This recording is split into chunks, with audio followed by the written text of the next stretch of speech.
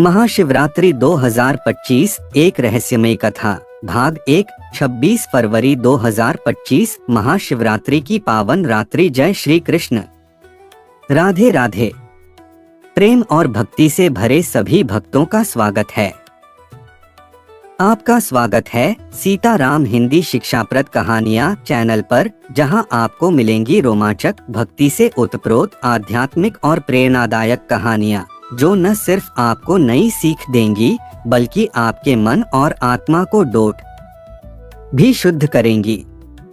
अगर आपको हमारी कहानियाँ पसंद आएं, तो वीडियो को लाइक करें और हमारे परिवार का हिस्सा बनने के लिए चैनल को सब्सक्राइब करें।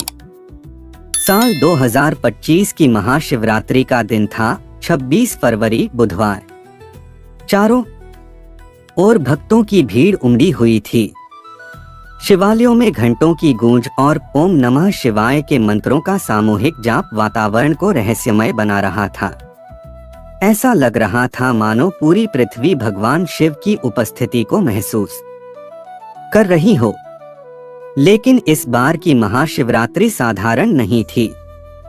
काशी वाराणसी में, जहां शिव अपने स्वयंभू ज्योतिर्लिंग के रूप में विराजमान हैं, कुछ ऐसा घटित होने वाला था जो भक्तों को सदी भर याद रहेगा। एक गूढ़ भविष्यवाणी काशी के एक प्राचीन मंदिर में, जहां शिवलिंग स्वयं प्रकट हुआ था, एक वृद्ध साधु कई वर्षों से तपस्या कर रहा था। उनकी आंखें गहरी और चमकदार थीं, मानो वे समय के पार देख सकते हों। उनका नाम था त्रिकालज्ञानी बाबा। कहा जाता था कि वे तीनों काल, भूत, भविष्य और वर्तमान को देख सकते थे। महाशिवरात्रि से 2 दिन पहले बाबा ने एक रहस्यमयी भविष्यवाणी की। 26 फरवरी की रात, जब चौथा प्रहर आरंभ होगा, शिव स्वयं किसी विशेष भक्त को दर्शन देंगे। लेकिन यह दर्शन केवल उसे मिलेगा जो अपने पूर्व जन्मों के सभी पापों को पहचान लेगा और शिव की सच्ची भक्ति को समझेगा। जो इस परीक्षा में असफल होगा, वह स्वयं को खो देगा। यह सुनकर पूरा काशी नगरी चौंक उठा। सभी सोचने लगे, कौन होगा वह भाग्यशाली भक्त जिसे भगवान शिव के साक्षात दर्शन होंगे। एक रहस्यमय युवक का आगमन। उसी समय काशी में एक युवा सन्यासी आया। उसकी उम्र मात्र 25 वर्ष थी, लेकिन उसकी आंखों में गहरी गंभीरता थी। उसका नाम था अग्निवीर। कहा जाता था कि वह एक अनाथ था जिसने अपने माता पिता को बचपन में खो दिया था। लेकिन वह हमेशा एक रहस्यमय स्वप्न देखा करता था, एक अंधकारमय जंगल जहां एक अदृश्य शक्ति उसे पुकारती थी और एक शिवलिंग उसके सामने प्रकट होता था। महाशिवरात्रि के दिन अग्निवीर ने ठान लिया कि वह इस रहस्य को सुलझाएगा। क्या उसकी किस्मत में भगवान शिव के दर्शन थे? शिव का अज्ञात मंदिर और अद्भुत संकेत। काशी में एक ऐसा मंदिर था जिसके बारे में बहुत कम लोग जानते थे, कालांतकेश्वर मंदिर। यह मंदिर शहर से दूर एक सुनसान क्षेत्र में स्थित था और कहा जाता था कि जो वहां गया वह वापस नहीं लौटा। त्रिकालज्ञानी बाबा ने भविष्यवाणी की थी कि जो इस मंदिर के भीतर प्रवेश करेगा, उसे शिव का एक गूढ़ संदेश मिलेगा। अग्निवीर बिना देर किए उस मंदिर की ओर चल पड़ा। लेकिन जैसे ही वह मंदिर के पास पहुंचा, अचानक पूरा वातावरण बदल गया। हवा तेज हो गई, आसमान में काले बादल छा गए और मंदिर के द्वार पर एक अदृश्य शक्ति ने उसे रोक दिया। अचानक एक गहरी आवाज गूंजी, क्या तुम तैयार हो अपने अतीत से मिलने के लिए? पिछले जन्म की रहस्यमयी झलक। जैसे ही अग्निवीर ने मंदिर में प्रवेश किया, उसकी आंखों के सामने अंधेरा छा गया। अचानक उसे अपने पिछले जन्म की झलक दिखने लगी। वह एक प्राचीन युग में पहुंच चुका था, त्रेतायुग। वह स्वयं को एक नगर में देख रहा था जहां एक शक्तिशाली योद्धा खड़ा था।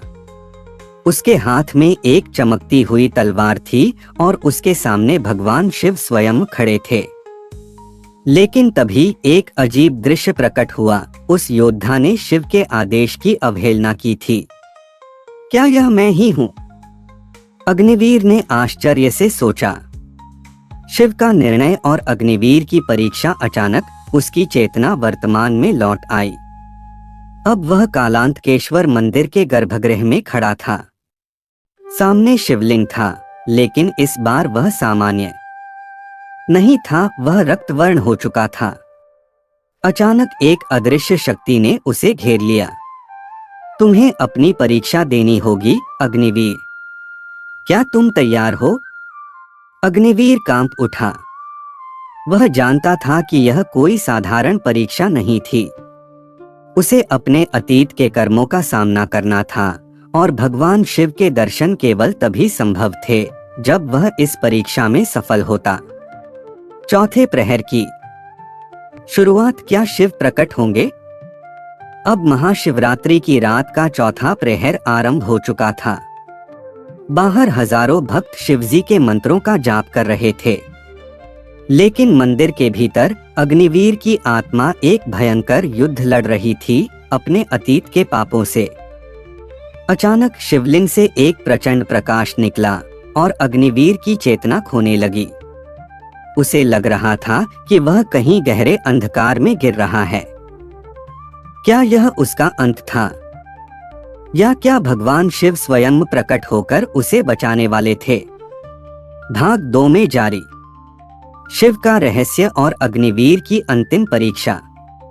अगले भाग में जानिए, क्या अग्निवीर भगवान शिव के दर्शन प्राप्त कर पाएगा? कौन सा रहस्य उसके अतीत से जुड़ा है? और महाशिवरात्रि की इस रात में कौन सा चमत्कार घटित होगा? महाशिवरात्रि 2025 एक रहस्यमय कथा, भाग 2। पिछले भाग में आपने देखा और सुना कि अग्निवीर, एक युवा सन्यासी, महाशिवरात्रि की रात एक रहस्यमय मंदिर कालांतकेश्वर में पहुंचा। जैसे ही वह अंदर गया, उसे अपने पिछले जन्म की झलक मिली। वह एक शक्तिशाली योद्धा था जिसने भगवान शिव के आदेश की अवहेलना की थी। अब चौथे प्रहर में, जब शिव के दर्शन का समय निकट था, अग्निवीर को एक भयंकर परीक्षा का सामना करना पड़ा। अब आगे।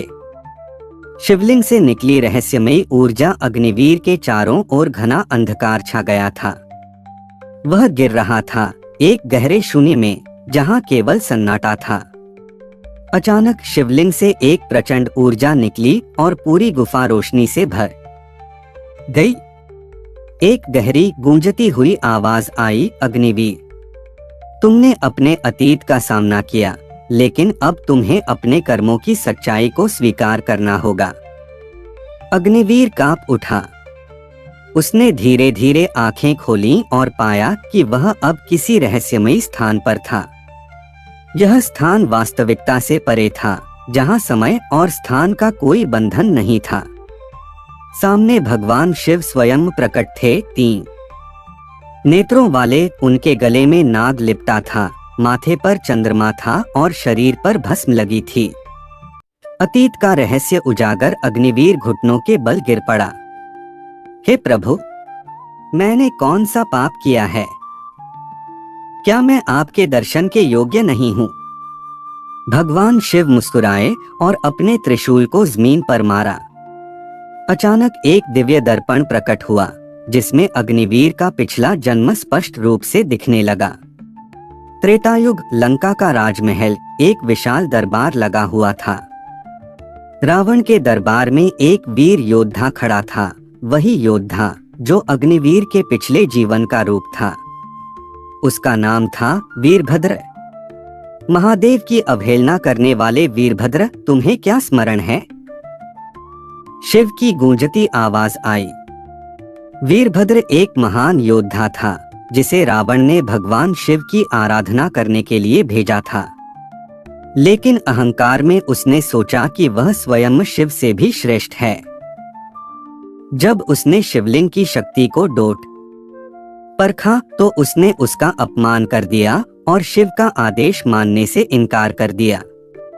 उसी क्षण भगवान शिव ने उसे शाप दिया था तुम अगले जन्म में अपनी पहचान खो दोगे और तभी मुक्ति पाओगे जब अपने अपराधों को स्वीकार करोगे।